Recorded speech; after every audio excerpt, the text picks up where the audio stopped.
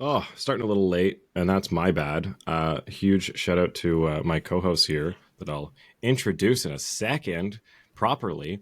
But as most of you that are longtime listeners and any new listeners, I will tell you now, I work in an interesting industry called the film industry, and we were shooting at a sports bar tonight, which is ironic because we have to turn all the TVs off on the floor we're shooting on. But upstairs, where the rest of the crew is, they had nine TVs on with the Ottawa Carolina game and the Leafs game. So every now and then I got to run upstairs and I had people updating me, but I did not get to watch a ton of it. I did watch all of overtime and I watched part of the second and I watched the shootout. So I missed when the Leafs were bad. and I also missed Matthew's hat trick. So I'll defer to my co-host here to fill me in on the rest, but we're gonna have a regular old episode like we normally would. We got questions, we got the whole shebang. It's Leafs friggin' late night, and we are back with a regular season. And I know there's a laugh that y'all just heard in there from a familiar face that has not been here in a while. Hi, this is Mike Ross, public address announcer for your Toronto Maple Leafs, and this is the Leafs Late Night Podcast, your post-game destination. And now, your starting lineup: Roscoe, the FANALYST, Southey, Biener, and Darty Brodeur on the Leafs Late Night Podcast. All right, so I know y'all heard it. It's the return of the Mac, return of the Steph, return of the FANALYST. FANALYST is back. So excited. Welcome. We've also got the always here, always trusty Biener, National Biehnographic, who's once again in the comfort of his own home, which is nice to see. Back-to-back episodes at home. Look at you. Yeah, I don't know. The last time that happened was probably during COVID. Yeah, really. And it feels like it's been that long since Steph was here. Welcome back.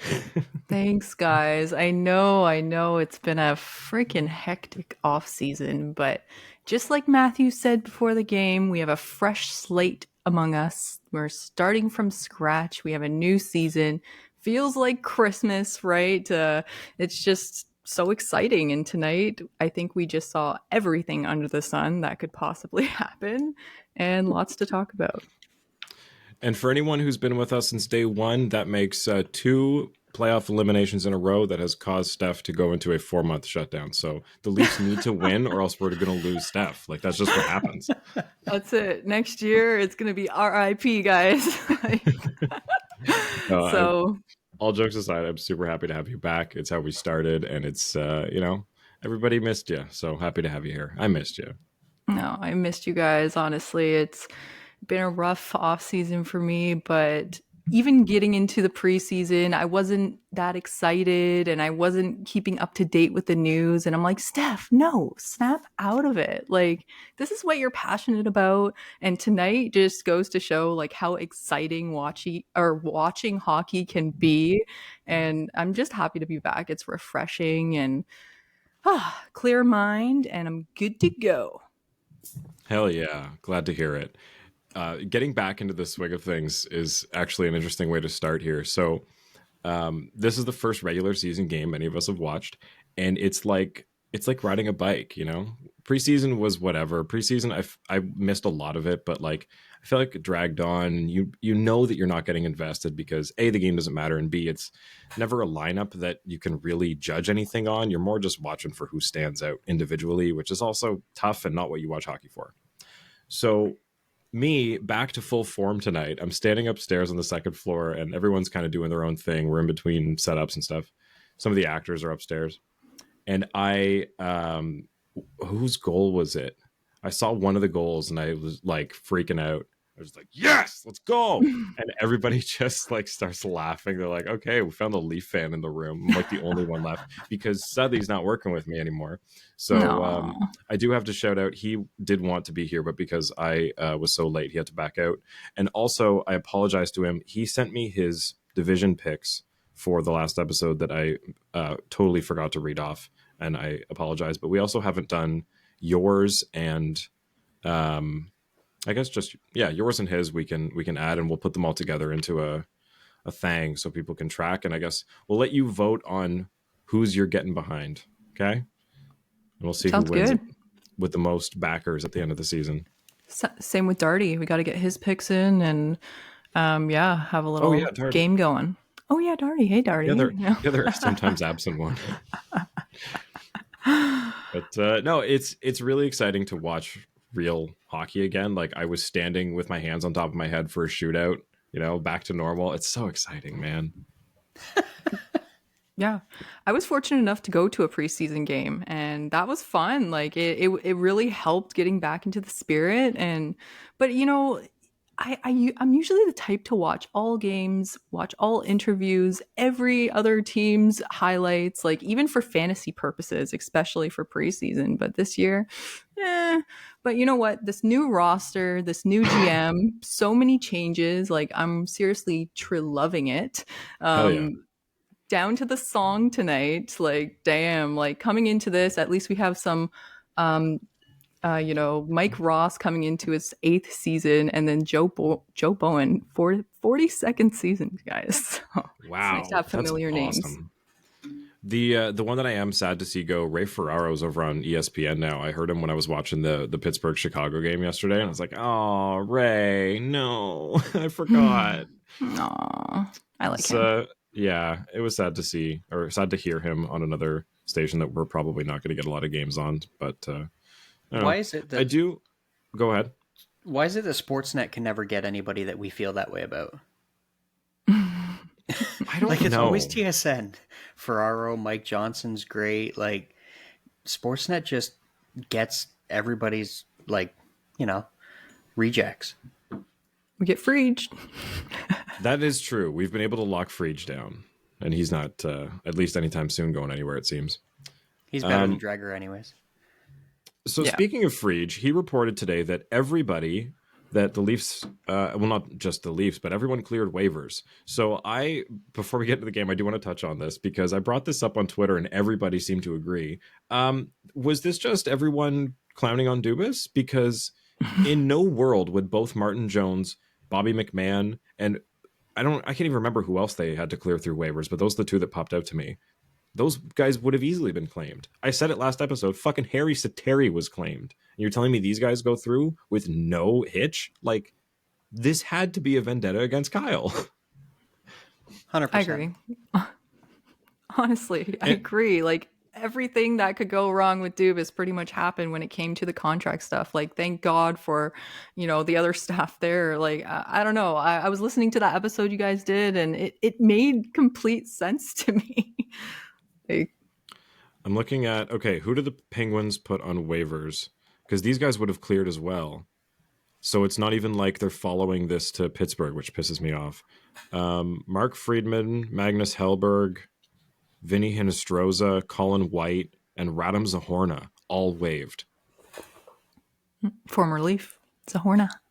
So if those guys all made it through, like those are, they're guys that aren't everyday names anymore, but at least they're recognizable. So I don't know. I feel like it was a combination, and everyone seemed to agree, a combination of Dubas being himself and young and with the Leafs. They just went, yeah, no, you're not having success with that team when like none of us have, and before you've, had your time in this league. So yeah, he was kind of like the younger sibling that you just always deny because they are the younger sibling and just no reason. Yeah, it's like if your younger sibling is a little, more athletically talented than you and tries to climb that tree that you couldn't when you were a kid, it's like, no, you're not doing that yet. You can't do that because I can't do that yet. So fuck you. And that just seems like how this has all been treated.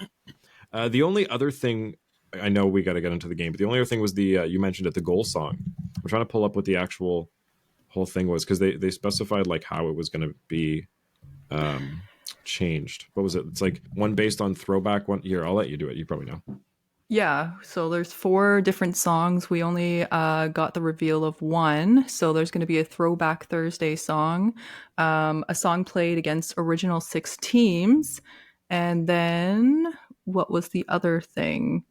Now I'm just drawing a blank, of course. Throwback Thursday. My guess is Bye Bye Bye by NSYNC. Oh God, no. Oh, and can you imagine that? Next Gen Night.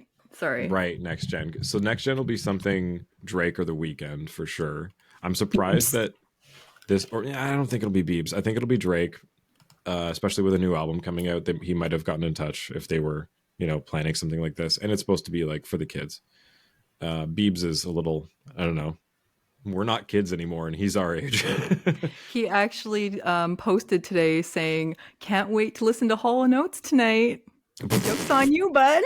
So that tells you that he's not one of them because he would have known. Yeah, true. Well, unless Had he that on did the know mind. and he was trying to troll us. Maybe. But Maybe. that would lead me to believe that it was tonight. So I, even when I was watching, it was on mute. Did they play Pursuit of Happiness for all the goals? Yes, and it's the Steve Aoki remix. Okay. I'm going to just go out on a limb. That song is like 10 years old at this point. It's not from not an era that I would consider a throwback. And like, I don't know, 2009 to 2014 is like some of the worst music we've ever had. Pursuit of Happiness by Kid Cudi, great song in its time. I don't listen to that song anymore. I remember being so hyped on it when it came out. I remember being really big on Kid Cudi, but like that music from that era didn't age that well. And yes, it's a remix. I really don't like Steve Aoki. Like, if we're just doing festival house music, it's like, I don't know. If you're just going to go the house music route, why Pursuit of Happiness? Like, I don't know. Maybe some of the guys picked it. It's not my favorite.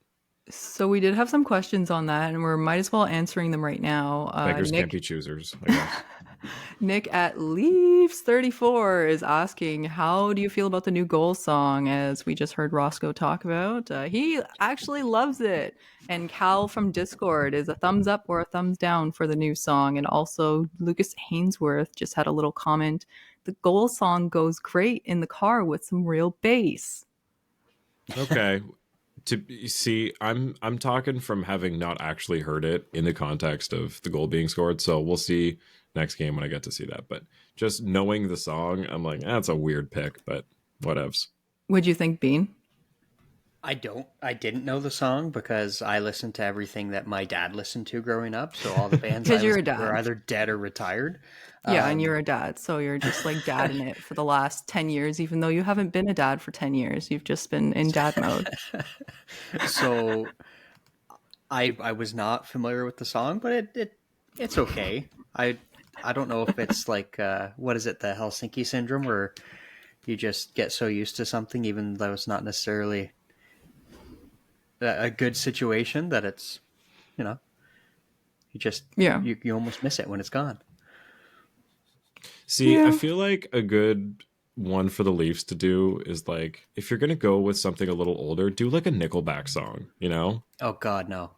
Yes, like, can you imagine every time they score, it's not like you to say sorry. That would be so fucking hype. Why were you just throwback singing Theory of a Nickel Creed? Dude, because butt rock. Okay, they are the best butt rock. Don't even. Everybody coming at Nickelback. You know what? Go back and listen to those and tell me you don't know the words to like 15 songs across 3 albums, because you do. They're bangers. That's because the radios in Canada are required to play Canadian music so much every hour. Bean. They were them and Slipknot were the highest selling acts on Roadrunner, which is an American label. They had a different one in Canada. Don't even get at me on this. I can go off. Okay. Yeah, girl. I know they do have good songs. Let them know. I just love getting you going. So, I think coming from the music kid / DJ, I think if you're gonna go for next gen, you do Drake. For every night, I think like some Canadian butt rock like Nickelback would be hilarious, because you just get to shove it in everyone's face, even though they're from Alberta and they're playing like the classic out there this year, the Heritage game. It's still Canadian. It's still fun. Who else? And then NSYNC would be fun for the throwback one, like just bye bye bye bye bye, like every time they score on Thursdays. That'd be hilarious. They need to play that if the team they're playing against has to pull their goalie. Oh my god. Or even It's Gonna Be Me, like as soon as they score that, it's gonna be May. It's gonna be me. That would be so funny. Okay, now I'm going to pass off to you guys. We gotta talk about the game. We're at the 15-minute mark. So first period, what the hell happened? first period, actually going into the game, the Leafs were wearing the 2024 Toronto All-Star patches on their I jerseys. saw that. Are they going to wear these every night until the All-Star game? I think so. I don't know. They're a little loud, is the word I would use. Yeah. And there's no more TikTok on the helmet. I didn't notice that. I like that. What's on there now? I didn't see. I couldn't catch it. Someone was commenting on that. I don't really think they had anything. Interesting. I saw the All-Star patch and I was like, it's quite orange or red or whatever the hell it was. It kind of stands out a lot. Like if we're doing this every night, yeah, it's a really, really contrasting color to the blue and white. But I didn't mind. I mean, it's still pretty. It matches, I guess. I guess it's the badge we have for the year. It's the All-Stars, It's not a bad thing to wear. I don't know. It was very jarring to see, I guess. It's a reminder to start saving now. If you think you cannot afford a game in the regular season on a weekday night, you don't even want to know the prices going into these All-Star games. Do you want to know the price of Sens and Blackhawks tickets in Ottawa to go see Bedard? Tell us. In the upper 300s, they're $500 right now. Ah, chump change, eh? Yep. Wow. Holy hell. Yeah, Damn. I just told that at work today, and I was like, "What the fuck? Are you serious?" Good thing he scored. Just for Bedard. Yeah, he did score tonight. So what's that? 2 points? Yep. Nice, good for him. Assist. So the Leafs, however, had a pretty abysmal first period, from what I understood. But convince me otherwise, or tell me why. Oh, let's see. 3 minutes into the game, TJ Brody loses an edge and just sits right flat on his ass. So Evans jumps up and takes that opportunity and does not miss. Gregor is right on his ass, but unfortunately could not catch up with him without getting called for a penalty or something. And that was the first of 2 goals thanks to Brody tonight, unfortunately. And I really hate to say that. Yikes. Yeah, and the kicker was Evans only had 2 goals last season. Sorry, of course. No, it's okay. It was your typical first game of the season. I know it's not really an excuse. These guys should be ready, but Sammy had a really rough.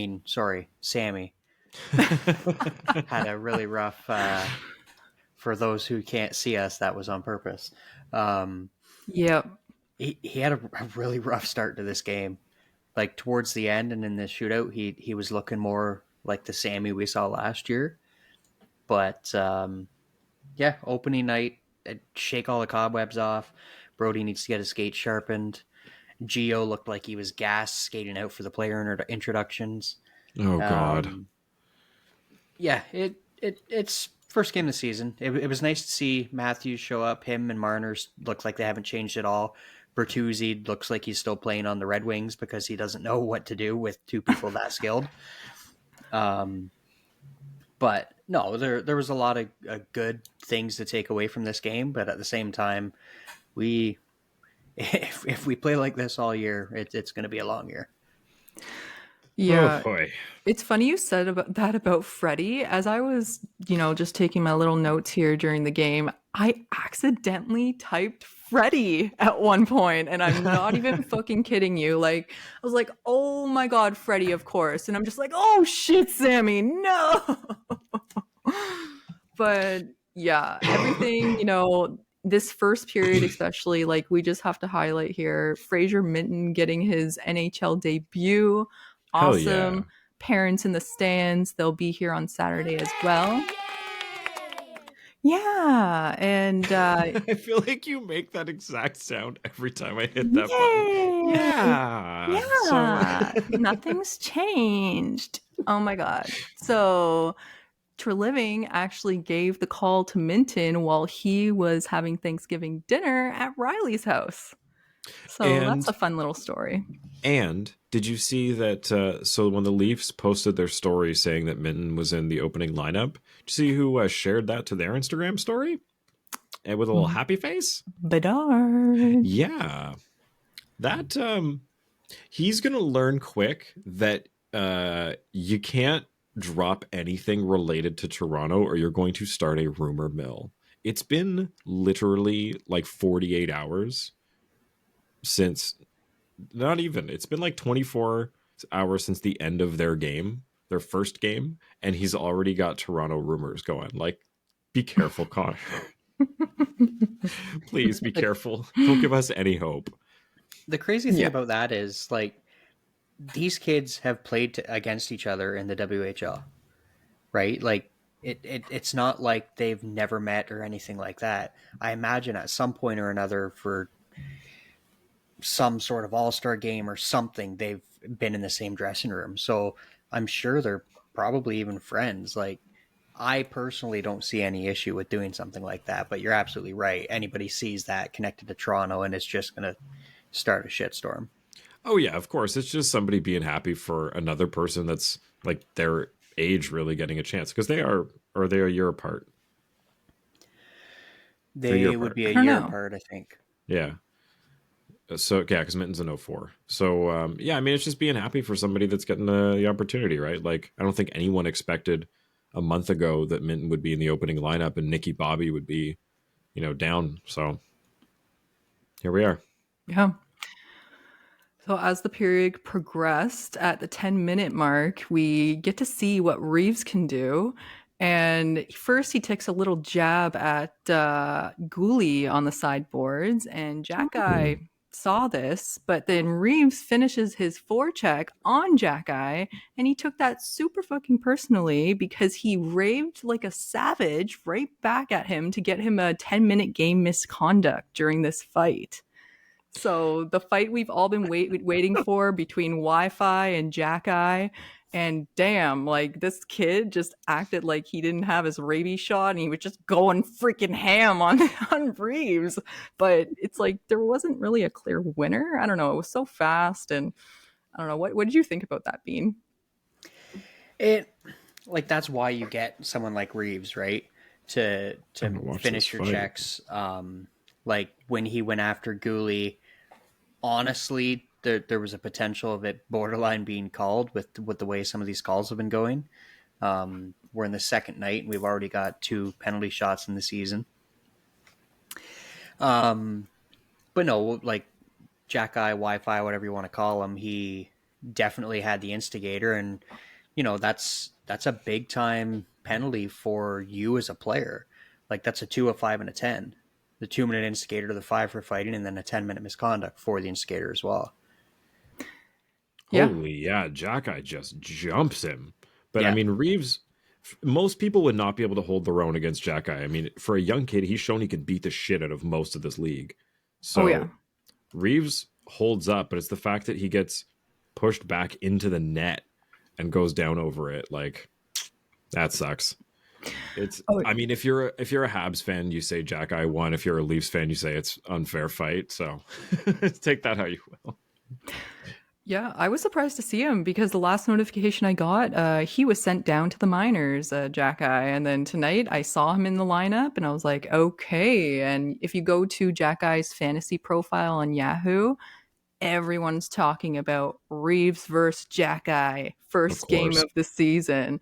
And Reeves came into tonight with big dick energy. He walked into that building with a pink suit, like a baby pink suit. And when they probably got the goal song changed himself. Right. And when they announced him on the ice when they were doing the introductions, he showed everyone which way the beach was. He just pumped that flex up, pointed to his arm. He's just like, hell yeah, baby. And Treliving was just laughing up into the press box up there. It was so funny. Amazing. Just a quick update because Max in our Discord here, 4 goals on 16 shots so far for our friend Jack Campbell over in Edmonton. Holy, I really wanted this guy to have a good start, and that's rough.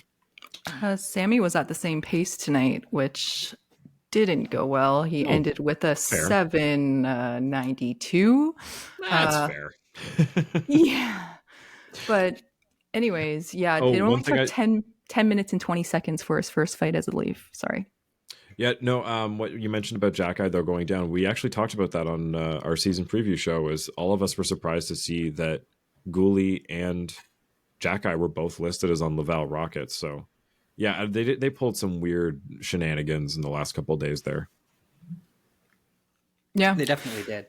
And like it didn't make sense, especially with some of the players that were being kept on the team, to send someone like Jack-Eye down, because he did show last year that he can stay. Like on a team like Montreal that was not good, he held his own.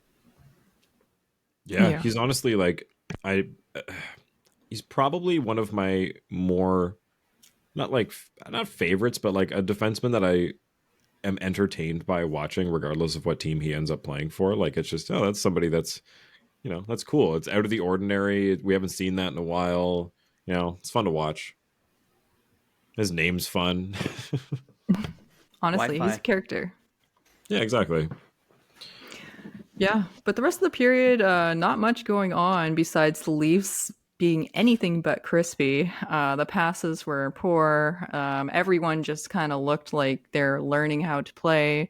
And actually, Nyes and Minton had an awesome 2-on-1 opportunity, but unfortunately, Savard got in the way. And we end the period. The shots 12-9 for Montreal, and the hits pretty even. Nothing really to report. I mean, Gregor had a good chance, but he makes up for it later on, and we enter the second 1-0 for Montreal. I just had to check to see if David Savard was the combined age of Minton and Nyes, but no, he's only 32. Imagine. There's some guys in this league now, like it blows my mind seeing, like, was it Brent Burns started playing before some of these guys were born? Like Sidney Crosby started playing. I mean, it was the lockout year, but like him and Ovi were drafted when Bedard was born in 2005. Like that's crazy. Yeah, they were saying last night during the game, because when he had his debut against Sidney Crosby, I think a tournament Bedard played in when he was 10, the prize was a signed Sidney Crosby stick. So it was just like they just highlighted the Sid versus Connor story and wouldn't give it up pretty much. But it is a cool story. And man, just talking about Brent Burns, though, looking at his initial draft photo compared to today, Oh my God. wouldn't even recognize the guy. Yeah, that's pretty nuts. I showed there was something came up in my Instagram that was showing him side by side with Bedard, and I showed it to my fiance, and she goes, "Wait, I don't get it. Like, who's the guy on the left?" And I was like, "It's the Kit Kat chunky guy." She goes, "Holy shit, what?" I know what that guy looks like. That's not what he looks like. Like, no, you just got to add a shit ton more hair, a massive beard, take half his teeth out. Yeah. Add like 60 pounds. Right. It's actually surprising. Yeah. But another quick fact I wanted to touch on. We've mentioned this Pittsburgh-Chicago game a couple times. It was not the first game of the season. For whatever reason, Tampa and Nashville was. yeah, At 5:30 start. 5:30. Yeah, I watched that one when I was at work. I'm like, wait, is this the first game on? Why is it on so early? Why these teams? I can't think of any reason other than they're kind of close to each other geographically. Like, I know people were trying to say like, oh, there's no rivalry here, but like after looking at the map and we were talking about the Atlanta thing, they are kind of the closest in that area to each other. So there must be a mix of fans in that Atlanta, Tennessee, Kentucky, Florida, like, I don't know, wherever there's hockey fans around there that might be split between those two. I don't know. Slim pickings. I was just down in that area. It is slim pickings for hockey fans.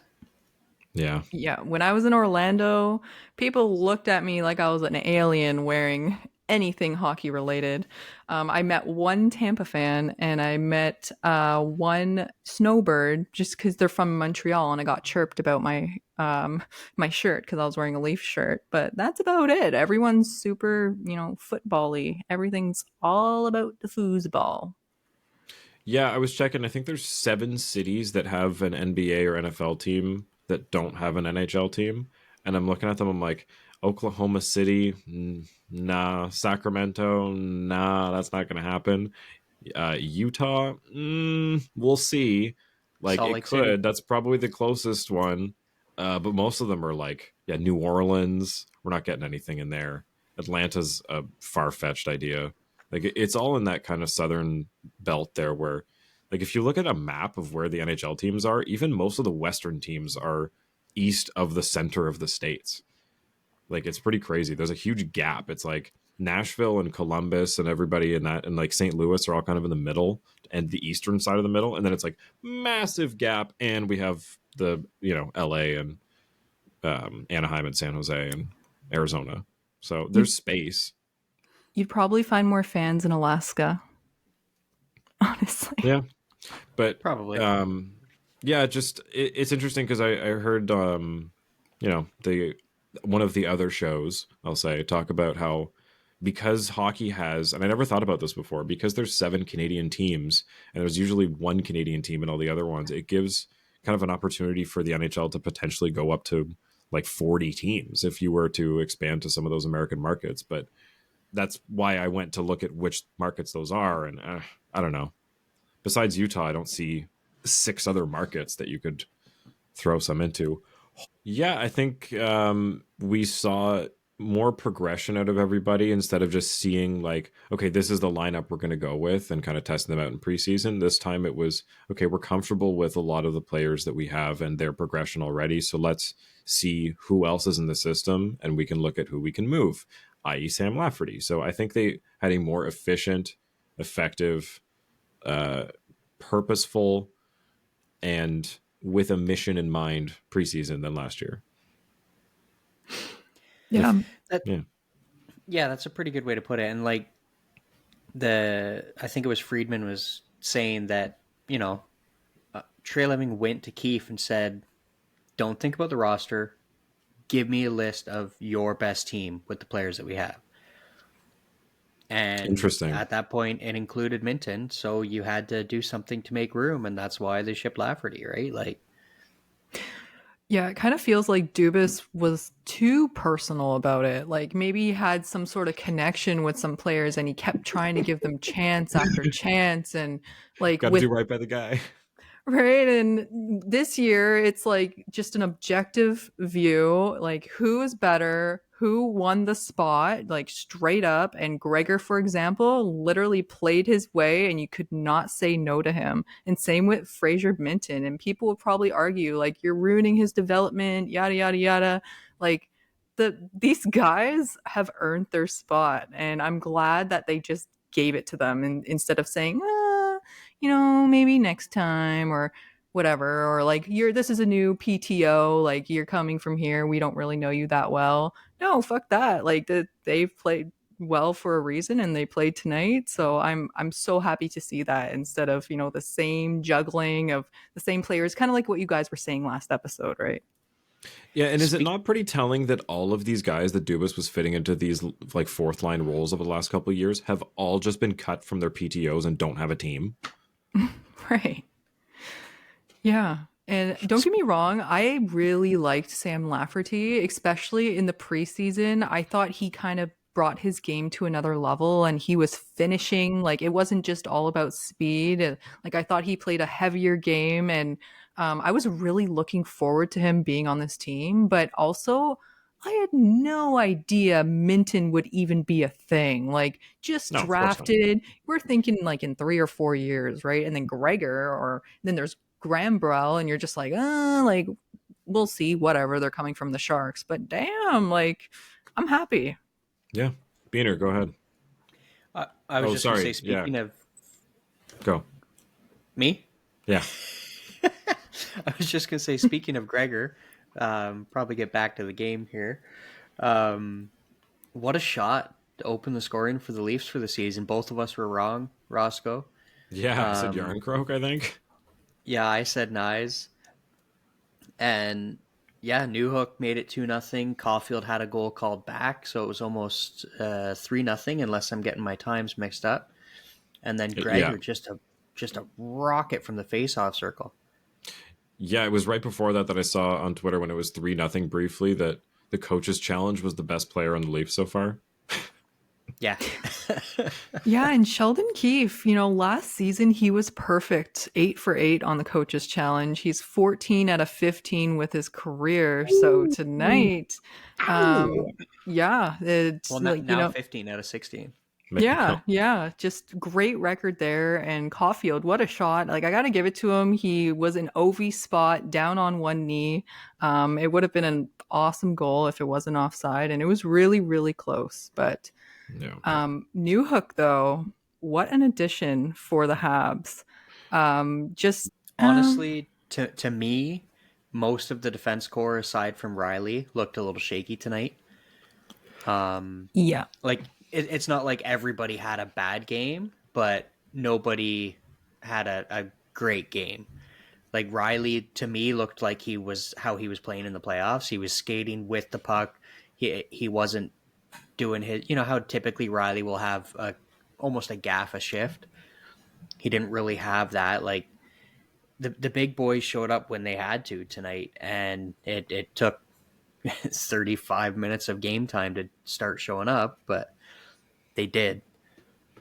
That's what matters. And they attempted to mix up the pairings. They put Morgan Riley with Liljegren, and right off the bat, Lily whiffs on the puck, and it goes the other way, and Montreal scores. So Keefe was super pissed on the bench, like just trying to mix it up in the third period there. And man, like what is Willie with the whiff? Like I need a nickname for this guy, like Whiffy McLily or what? Like I don't know, like. I love him. He has a great bomb. I'm glad he's on PP2, but fuck, like these little mistakes. I know it's game 1. Like I'm nitpicking right now, but when I saw that, it was PTSD. Darty, I got to kick you. You're not even recording right now. I don't know what's going on. There's a technical there. Thank you for jumping in with us. I really appreciate it. We'll figure out if we have enough saved here, but I know we can hear you, but it's not recording. So I don't know when that happened.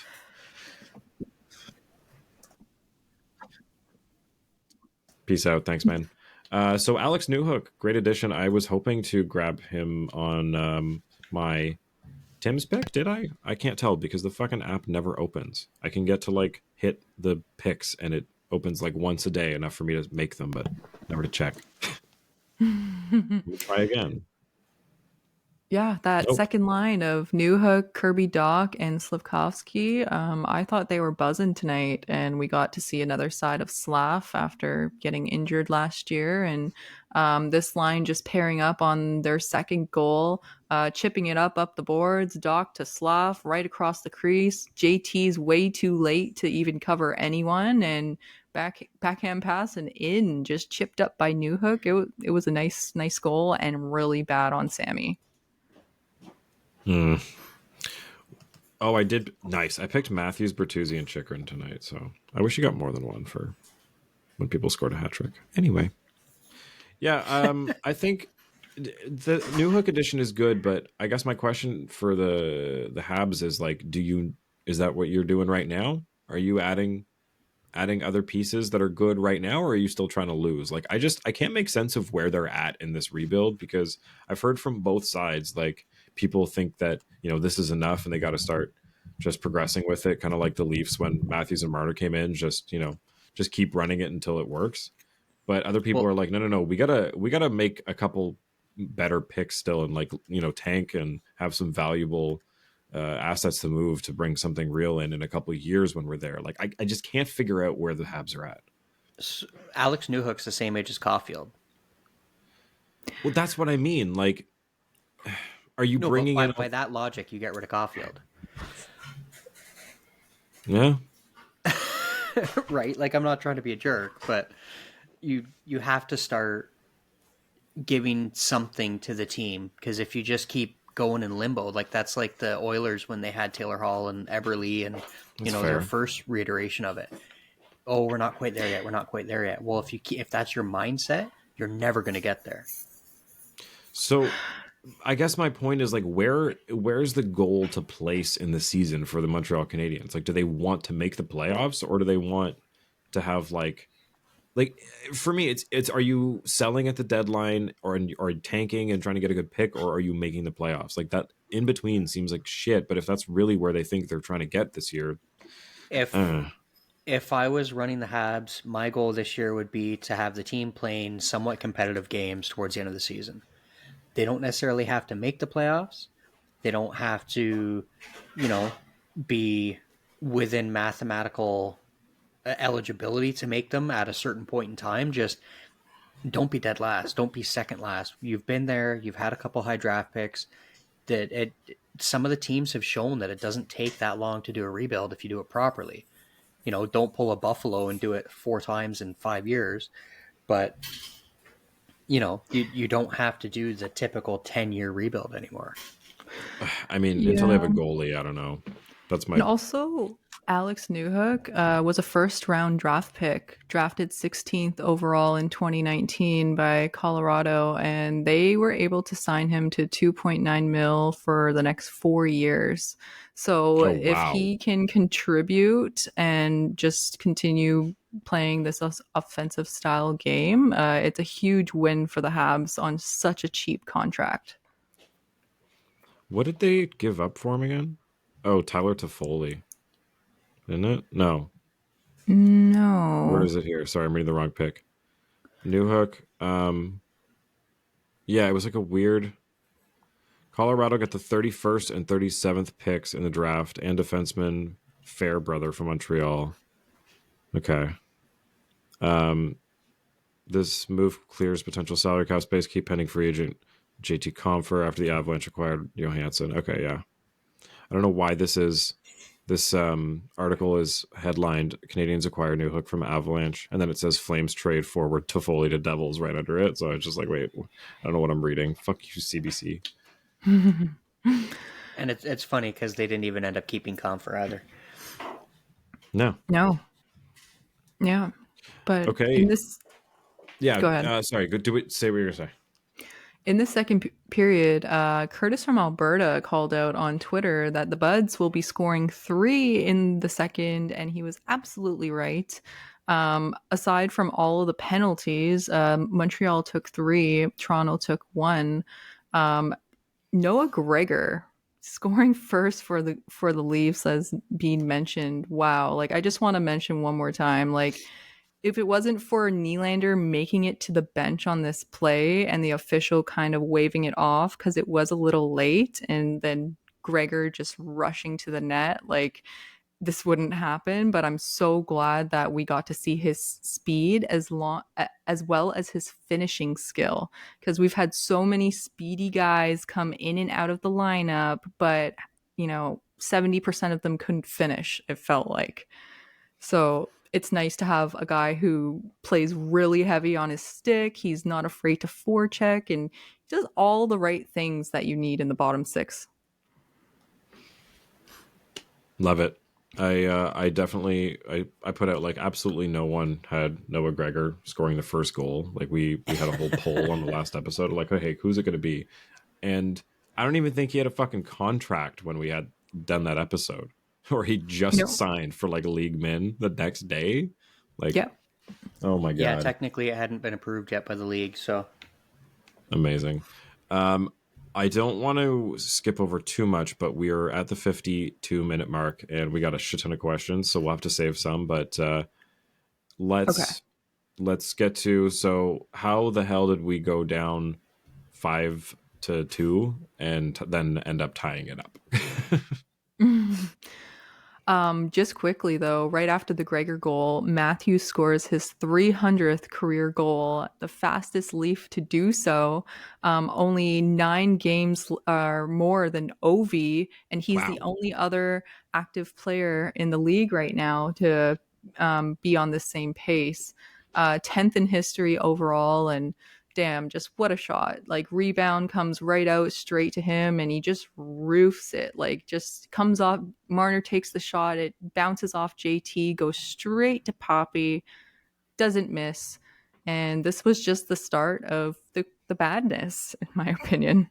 The badness. The Ma- madness. Yep, to end out the second period, Willie gets a power play goal as well. Rocket from Ovi's house. Like Yeah. That one I saw. take one of the eights off his jersey, man. Like that was basically vintage 88.8. Ovi. Dropped Yeah. down to the knee and everything. That was such a nice shot. Oh fuck. It was Yeah, and literally 88.8 mile per hour shot, which is the funny part. It was too. I saw that on the screen and I didn't even clock that as like significant because this is a number. How about Yeah. we pay him 8.88 million for 8 years then? and then start the third. Bertuzzi does what he does and is a little dirtbag and starts a kerfuffle. Scoring chance out front of the Montreal net. Bertuzzi's whacking away at the puck. Now this is after Matthews got absolutely robbed, like just completely robbed. There's no reason Allen didn't have any business making that save. Yeah. And Bertuzzi takes one little poke at the puck, and all hell breaks loose. Anderson jumps on Bertuzzi. Gio comes flying in from the point and literally jumps on Anderson's back. Amazing. Belly flops him. Literally. Yeah. Like a competition. Like it was a belly flop competition. Like just boom. Like starfish. Bam. We're just like, Gio, relax. Like you're 40 years old, bud. Everyone was involved. That resulted in Toronto getting a penalty kill. So Anderson and Bertuzzi got roughing, and then Bertuzzi got a slashing call for poking at the puck. Of course. That resulted in Caulfield actually getting his first of the season in a fluky goal that just capped off Brody's horribly bad luck night. Yeah. Deflected off his stick and was like a little flutter puck over the top of the shoulder of Sammy, and he didn't even see it until it was already in the back of the net.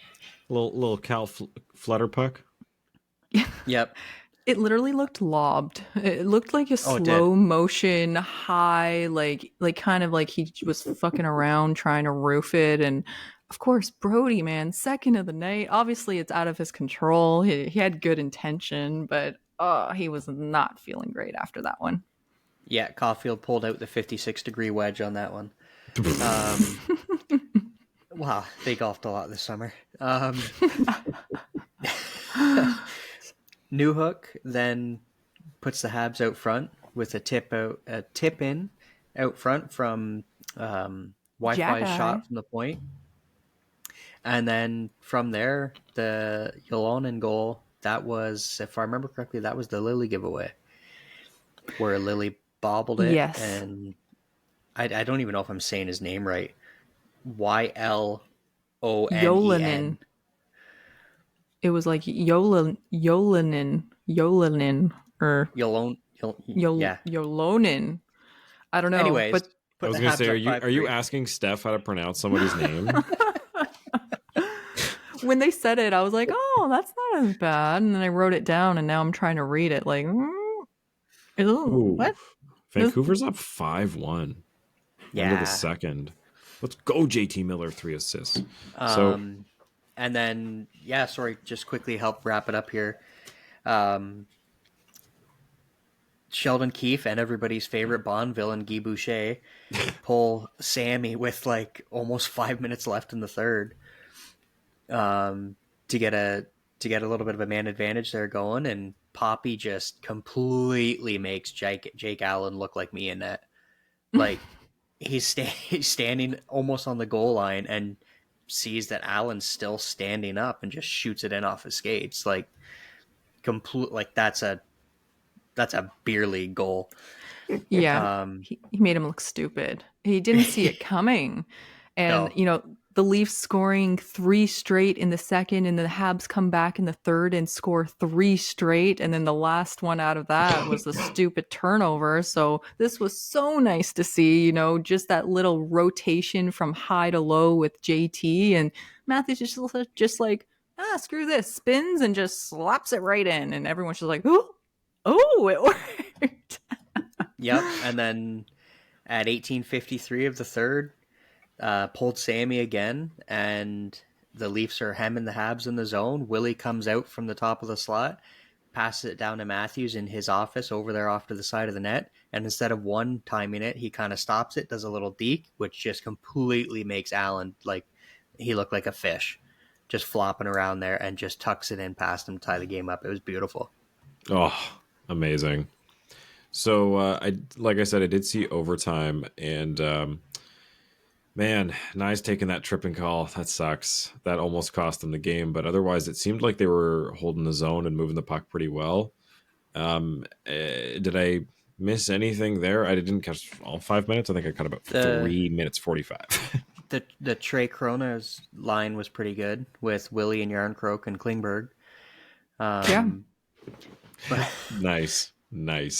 I thought about that and I was happy. I was proud of myself. That's cool. That's good. Of course, National Biehnographic. It's that one. But no, there's been a lot of times in the past couple seasons where the Leafs would be in overtime and you almost get that pit in your stomach because with all the skill we have, it should be a no-brainer, but there's almost always something stupid that happens and it ends super early. But there was chances both ways. The Leafs really settled down towards the end of the third and into overtime when they had to press to try to tie it up. So I was really happy with it. Nylander had a couple good looks. Nyes and JT actually had a couple really nice looks. Matthews had almost a breakaway at the end of his shift, but he was gassed, so he couldn't really do much. So no, it was good for a first game of the season. It ended well, but shake all the cobwebs off. Hell yeah. And like we said about the preseason, Yeah, I don't think we saw any games where all of these guys were playing together and Sammy was in net. It's just, this is really the first chance against another full team that they've had. So, let's go. Yeah, I was nervous. You tie it up, and Matthews just coming off his 8th career hat trick. So good vibes all around. And I was happy to see that they put Kampf, Marner, and Riley out to start. Kampf immediately wins the draw and switches spots with Matthews on the bench, so that was nice. And that JT and Nyes attempt, that would have been nice. And then Nyes is kicking himself in the butt because he takes the penalty. But I agree, Bean, like the Leafs really settled it down and had control. It was Gio, Marner, Brody, then Lily, Kampf, McCabe. Lily had a huge block on Caulfield to end it, so that was nice.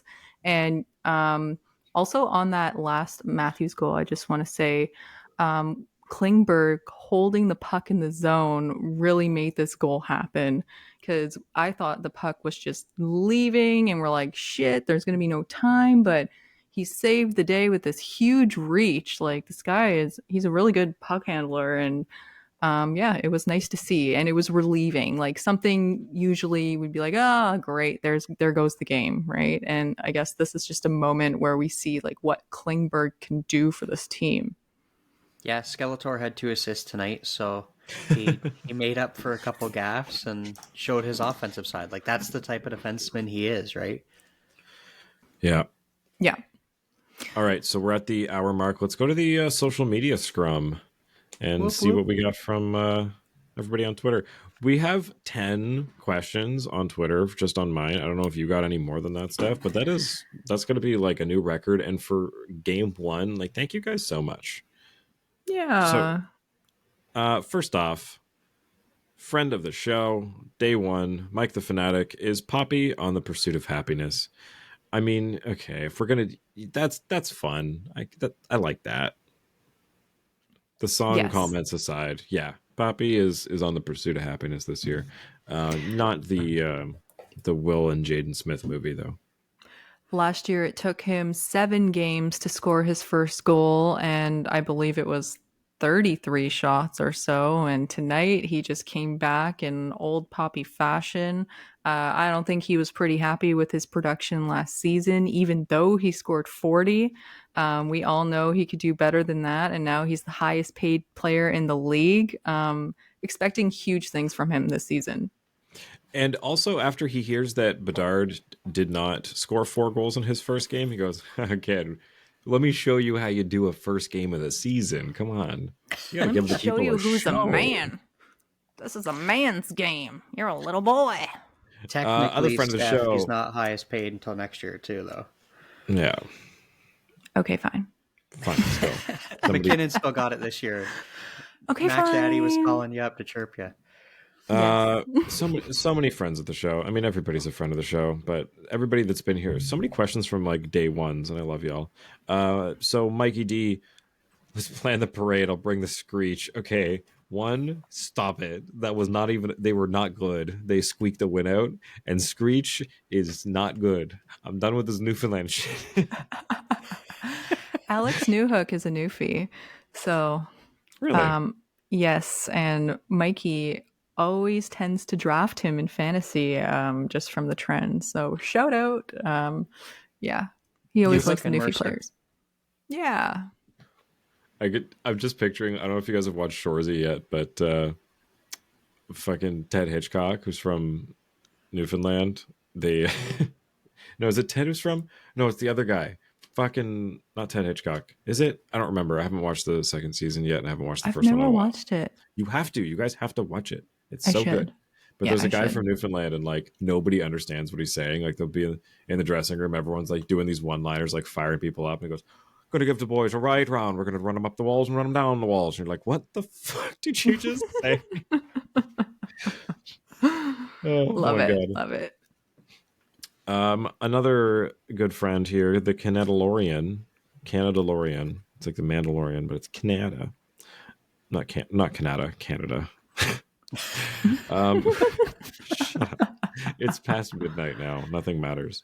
Who's paying Willie his 10 million? Toronto or someone else? If anyone else does, it's going to break my mom's heart. That was the first thing that she asked me when I went home for Thanksgiving is Willie going to be playing? And I said, honestly, it sounds like they're trying to trade him before opening night, but I'm glad they didn't. And stupid, it's too. going, if it does happen in Toronto, if tonight continues in any trend, I think TJ Brody is going to be on the chopping block to make Guys, space for Willie. I said that like 5 months ago. I said, hey, if we're like looking at this roster, this is the contract that I'm circling now as like yes, I know it doesn't necessarily make sense to move on from him, but it's going to. And look at here we are. Sorry, I don't normally beat these drums, but like I fucking said this, and people Same with Muzzin. People were like, Same with Muzzin. I got your back there. The amount of that was the first thing that I got torn apart on Twitter for was like there were rumors of like, hey, we can move him. Like, you should right now, because if you don't now, you are never going to get rid of him. And look at this. I'm not saying it's a bad thing he's working for the team, but that's not what you brought him in for 4 years ago. Like, Interestingly enough, though, Murray was there with crutches before the game, announced as a non-active player, but due to injury. But Muzzin wasn't. He wasn't hiding in a box somewhere? huh? Like, so So they maybe- had all the assistants and everything on the bench, and then in the back they had Simone Benoit, Connor Timmins, and Matt Murray. Where was Muzzin? Being a scout, doing scouty development. things. Yeah. Probably watching another game. No, Watching Being a Bedard, scout. that way they interesting, have though. a good profile on him for when he comes to the Leafs, right? Yeah, but no, Steph, I think you're right. If they got to make room, I mean, we're getting what, 4.5 mil next year. But if you want to do anything this year, or like, I don't think they want Willie to wait until. Does the salary cap bump kick in before July 1st or on July 1st? Like, does he go to free agency? Technically, that wouldn't really. They would have announced what it's going to be, but it wouldn't really technically kick in until the following season, because you're allowed to be over the cap by a certain amount in the summer, right?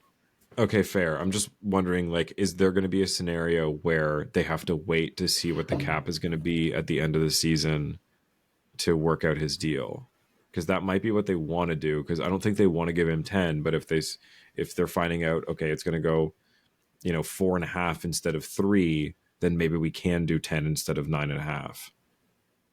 Like, if that's going to be the difference maker. Because we don't know how much it's going up by. They said like 3.5 to 4.5. Like it's enough of a range that it could be holding them up. It could also change if we have another record year this year. That could go up still again. Exactly, right? So in no rush, I think, to commit to it because they might have more money than they do right now.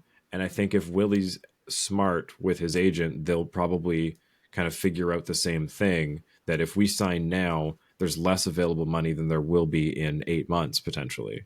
So if they're not saying yes to 10 now, they might then. Well, Willie, Bertuzzi, Domi, Brody, Klingberg, and Lilly are all up after this year. And again, like, and, you don't want to give Sammy, anything. So the team's not. It's not like we're trapped. Exactly. So, and I think you don't want to commit to him until you see, like, how many of these other guys that you have only this year do you want to keep? mm-hmm. Yeah. So, If it came down to that, though, you keep Willie and you get rid of some of the other guys. well, yeah, but it's which of the other guys, do you potentially give a raise to or keep around? Or, like, if Bertuzzi works out, then, sign him to whatever deal he's looking for. Or even if it doesn't work out, then let him walk, right? I think that's kind of going to be the telling one. Michael Bunting scored tonight, by the way. And he had like 7 points in 3 preseason games or something like that. Like, he was doing awesome. Great. But also another thing I'm thinking about with this contract thing, like, and Noah Gregor, like, he signed on league min and outperforming everyone else. It was just kind of a cherry on top of all of this, because if we kept Lafferty, that's even more money. And if we do make that difficult decision on Brody, there's $5 million right there. Every penny adds up, essentially. Of course. Another day one, because I love y'all. Lucas Hainsworth, was that the leafiest win of the season? I mean, 1 of 1, yeah, like, off to a very Leaf start, like, keeping everybody's blood pressure high and keeping Habs fans in the running for the chirps. Keep them in the game enough that they can make fun of you and keep you stressed. Like, guys, I know healthcare is free, but from Matthew Kahn, do Canadian hospitals accept patients who have a mild heart attack due to the Leafs? Joey Ferg tweeted out before the game, speaking of Leafy, saying, wouldn't it be so Leafy that the Leafs get shut out tonight and we don't get to hear the new goal song? That would be amazing if they're like, hey, we're going to do a new goal song tonight. It's like, that's like saying shutout. Like, you're assuming you're going to score? Are you serious? Not gonna lie, I was scared. That is actually pretty terrifying, and I did not think of that. Glad I didn't see that one. So many friends. Classy Kyle's Misadventures. How good is Austin Matthews? So good. Stands alone at 5th all time in the Leafs in goals. 8 shots tonight. Oh, I love it. I hate that I don't have him on any of my 5 fantasy teams this year for the first time. Oh, I'm sad. Yeah, I only have like either. Klingberg on one team and Marner on another. I have like no Leafs. I have Sammy on one team.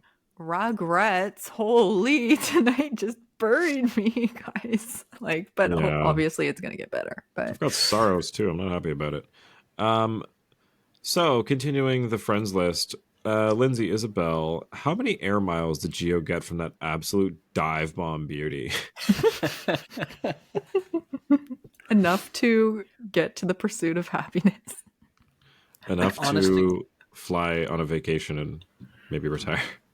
Honest to God, I am really surprised that he didn't get a penalty for it. Me too. Like, coming in from the point like that. Yeah. I want to see if I can find a video of this. Oh my Stuart God. Skinner's in net. Oh man. But that's rough. It's like Red Bull gave him wings and he just fluttered his way over, and man, he cannon bombed himself. Like, without the cannon part, it was just a pure belly flop of a bomb. 40-year-old Mark Giordano. Is he practicing the leap onto Robot Island? Oh, he fucking... Don't manifest that. But yeah, I know, right? Why? I'm worried about his health. Honestly, I'm of the mind that, like, if he can play, great. If we're at this point where it's like, if he's... Okay, sure, he's got the stamina clearly to fucking spread eagle dive bomb somebody like that. But, like, if he can do this for the whole season, great. But at some point, we got to evaluate if, you know, there's someone else in the system we can give this ice time to. Because as we've been saying with the forwards, there's a lot of guys that have proven that on a really cheap contract, not that Gio's on an expensive one by any means, but on a cheap deal, you have these young guys that are fighting for a spot. And, you know, I think you're just extending how long it takes them to get in here if we're keeping 40-year-old Gio in just to be nice. And Well, Timmins when he's healthy, right? If Timmins wasn't hurt, I think he'd be starting tonight. that's fair. That's fair. Leafs 34. Nick, what up, Nick? How you feel about the new goal song? I personally love it. And 6 people also loved it. And someone asked, fell4n for the link. So it seems people do enjoy it. Yeah. I'm just a grumpy music hipster, I guess. It's a good pump up song. Like it's really general. Like it just, I guess it's the whole point is to get people pumped up, and it's kind of recent, like kind of in the middle there where the new gen will still recognize it, and then us old folk are like, oh my god, this It's song. like is it a throwback for, because I'm thinking it's of that era where if kids were born in, like, if they're like Connor Bedard's age, they would have been 7 when that song came out. They're like older siblings giving them music on their iPod or whatever. That's kind of where they would have got it. So it's like a throwback for them. It's the same way we have like Backstreet Boys, where it's like it was out when we were kids, but like Steph and I, we were like, sorry, Justin. It was just on the radio, and it's, you know, it's not, it's more of a nostalgic, like this was around, not this was annoying because I had to listen to it all the time. I grew up with 3 sisters. Backstreet Boys and NSYNC were fucking annoying. See, that's what I mean. Like I grew up with it being like, you know, being a kid and just seeing like, oh, this is like the biggest thing in the world, but not really understanding it. And then being older, being like, yeah, these songs are just funny. I wasn't subjected to like the overplaying. All the younger kids I just picture with their iPads dancing around the living room, going crazy, dancing to the song, like just being a typical little iPad kid and stuck to the screen. And then the song comes on and they just go psychotic. I'm sure Aoki's happy. That song's going to get some plays again. You can see a spike and be like, what happened? Oh, yeah, we signed it off to MLSE for that thing. Instantly becomes a Leaf fan. I was just going to say, I tell you, I took Patrick to that London Knights game before I went away on training, and they played Chelsea Dagger after the goals, and he was loving it. Nice. Have you guys ever seen Aoki throw cakes at people? No. Video, yeah. Okay, so the whole thing, Justin, and for anybody listening that's never seen this, is Steve Aoki's famous Aoki sounds like a Japanese fish. He's Japanese. He's Japanese. Oh, okay. With hair down to his bum. I don't know who these people are. Steve Aoki's been around for a while here. Yeah, he's a DJ. Wicca wicca. This dude with the long hair. He's gay. No. Yeah. Literally, anyway. like Zabanajad's a DJ. That's the only DJ I know. He kind of looks like Zabanajad. He does actually. Yeah. So people will like bring slab cakes, like those sheet cakes from the grocery store, and I don't know how it works. I think like you bring it and like give it to him, and then there's like people in the crowd that are like waving to like get hit by it, and he just like one arm tosses these things like 70 people back and just nails somebody with a cake, and they're like, yes, let's go. It's his signature thing. He's been doing it for like 30 years. Jesus. Damn. So, yeah. Probably not 30, like 20. I'm thinking of when Steve Aoki started, probably 20 years ago. Anyway, another question here from @LeafBlue16, Blue Leaf. Most impressive or encouraging new Leaf? Reeves, Bertuzzi, Domi, Klingberg, or Gregor? I think I'm going Klingberg, but I liked Reeves and Gregor a lot too. For the usage they're going to get, it's probably going to turn out to be Klingberg. For tonight, to me, it would probably be, I don't know, Domi was kind of quiet. He had some some pushes, some chances, but Gregor You was guys have not very brought Domi noticeable. up once, so that's pretty telling. Yeah, like he did have a couple moments, but nothing to write home about. So Gregor, his speed, his shot, like his goal was incredible. Um, and then Klingberg, he had the two nice assists, but at the same time, he did have some gaffes, but still getting used to a new team, first game of the season. So at this point, I would say for me, Gregor from this game, but with the usage over the season, it's probably going to be Klingberg. Steph, what about you? Yeah, I agree with that. And also just keep in mind tonight for Max Domi, he had 11:39 time on ice, whereas his line mates, uh, Tavares here had 19:47 and Nylander 22:41. So Domi really got handicapped by the special teams situation because the Leafs were on the PK and the power play a lot tonight, and Domi being on that PP2 maybe sees 30 seconds max. So I think he was really, on the bench a bunch. And when they were down, they were putting, the core together like Nylander, Matthews, Marner out. And then they kept putting Nyes with them and moving Bertuzzi all over the place. So just comparing time on ice with Gregor, they were 1 second apart between Max Domi and Gregor. He had 11:38, and honestly, it has to go to Gregor for me. It's hard though because Klingberg really saved the day at the end by holding that puck in, and it was nice to see that shot from the point. But tonight, I have to give it to Gregor. Hey, you know what? Shot from the point, something that I like to hear. It's something that I always talk about that I want to see, even though it is not super important. I just, it's a part of hockey that I enjoy watching that we never have on the Leafs and everybody else has it. It's like, can somebody just shoot it instead of all this fucking passing around until one lane is open, please? Anyway, Yeah. I didn't watch the game, so just from what I saw, Reeves fighting Jack Eye's awesome. The fact that Bertuzzi was doing his job that he's supposed to is great. Klingberg getting 2 assists, and from what you guys have said, somewhat effective in some situations. And Gregor scoring, I think it's encouraging that most of them. I mean, Domi's Domi. It's not like Ty Domi was a highlight reel player every night by any means. So I think we got to just keep the expectations level there. But Yeah. I think it's encouraging that everybody's finding a place this quick. Yeah. Gregor Ooh, had it's 4 6-1 shots tonight. Vancouver. Oh, man.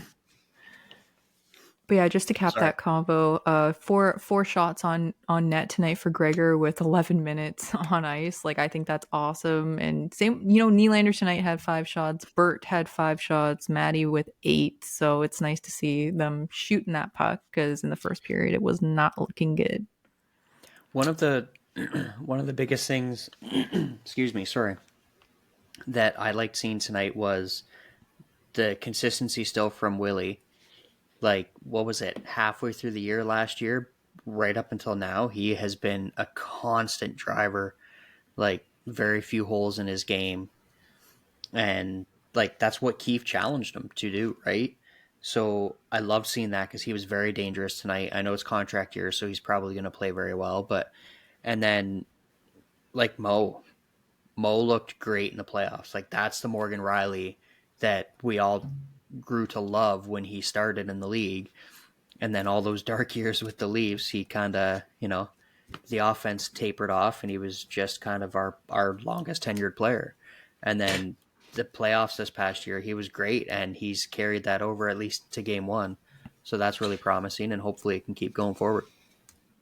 Yeah, I would really love to see like a resurgence of Riley this year. Not that he's really had any down years, but he's definitely had some where he's shown more than he did in the last few. So I'm hoping he gets back to form. Last question here from Mystic. Oh, sorry, Steph, you're about to say something. Sorry, I just was going to say, I want to see playoff Riley in the regular season. Yeah. He's quarterbacking PP2 with Lily. I think that's a great opportunity for him to showcase his offensive skill like he did during the playoffs. And just to cap it off there, Klingberg actually led time on ice tonight with 24:38, and second behind him was Matthews at 24:32. Fun fact. Well, that kind of leads our last question here. Mystic LePassion, if I can still ask, of course you can. Well, you're just lucky that we're late. What did you What did you think about Klongberg and Gregor? I'm sure that's Klingberg. They seem good with what they brought tonight. Klongberg is what we're going to call him every time he makes a mistake. I Yeah, still like Skeletor, but clonk. Klongberg is just like, oh, Klongberg, come on. One of my fantasy team names is Stage 5 Klingberg. Oh my god. My one that I'm actually the most proud of is the unpronounceables. And I named it that because I was just trying to decide, on a team name, and I'm looking through Lindholm, Kadri, Verhage, Kuzmenko, Nietzsche, Giroux, Hedman, Taves, another Lindholm, Brady Shea, Cousins, Eichel, Kaprizov, Ekblad, Ottinger, Saros. There is not like one phonetically spelled name on my team except for Saros. you need like Sharon Govich and Yamamoto, and you need Exactly right. all the names. But this wasn't even like Jack going Guy. for the sake of. I could get Jack Eye actually for hits, but like this wasn't even for the sake of doing this. Like I just noticed that my entire team is just very hard to say names. So we're the unpronounceables. 7-1. 7. Oh, I hope some of my guys are scoring there.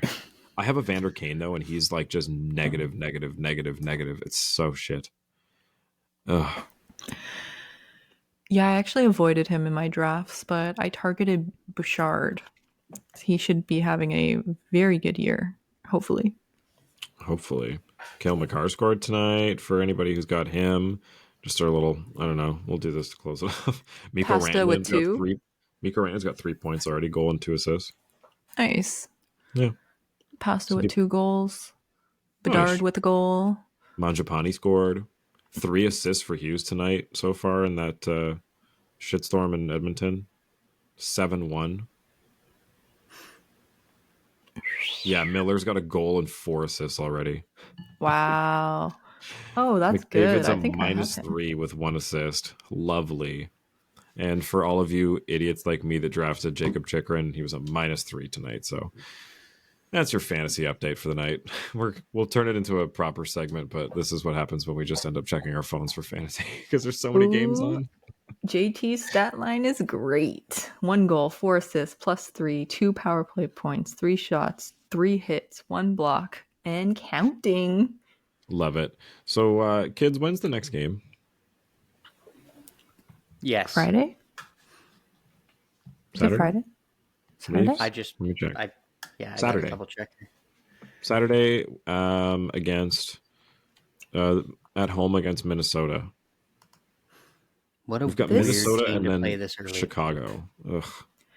I just want to say this new app update for the NHL app is Sucks. horrible. I hate it. I hate it. I hate it. Like, I cannot navigate properly. I cannot see the schedule for the Leafs properly. It's just like a regular old freaking calendar. Like, it doesn't tell you. You have to click individual days unless I'm just doing this wrong. And No, I that's hate how it.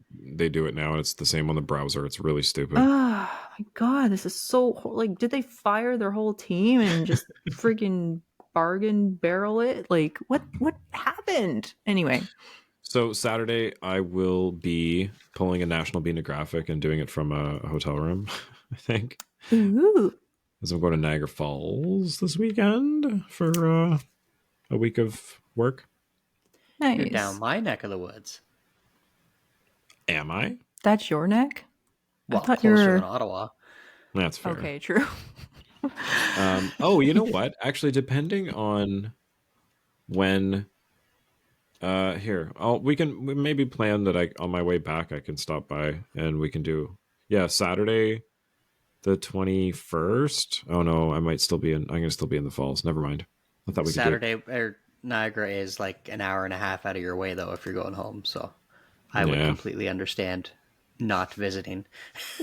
We'll see. I'm gonna be there for like 9 days, so I don't know what it's gonna end up being. But Nice.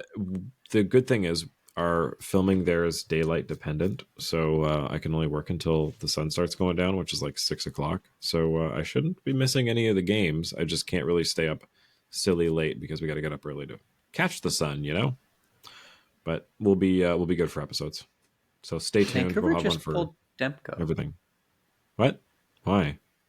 I have Delayed no call? I've got no, like, he went to the dressing room and their backup's in net.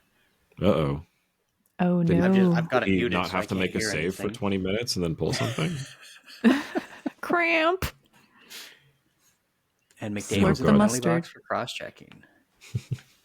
All right. So as we are just basically live looking at the schedule, so Saturday, Monday, and Thursday. So we'll do that. I don't Yes, see yes, yes. anything. I don't foresee anything getting in the way there. So stay tuned for after the games, and we'll be hitting you if you would like to watch them. They're always on the Inside the Rink YouTube channel. They're there usually the morning after I post these. So thanks so much, everybody. Have a good night. Anything we want to sign off with? So happy the Leafs are back. We're back in Yeah. business, baby. Yeah. And it's going to be a great year. This is a new team, a new GM. Good things are happening, and it's only going to go up from here. I'd rather have a game like this on day 1 than day 60, 80, etc. Oh yeah. Let's do it.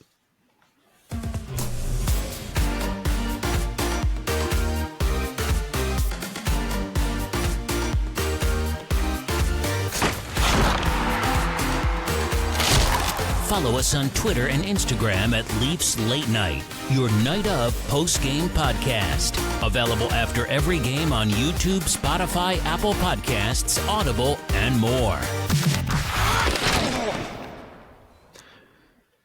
I hope there's a Darty clip in here somewhere. Hattie for Maddie.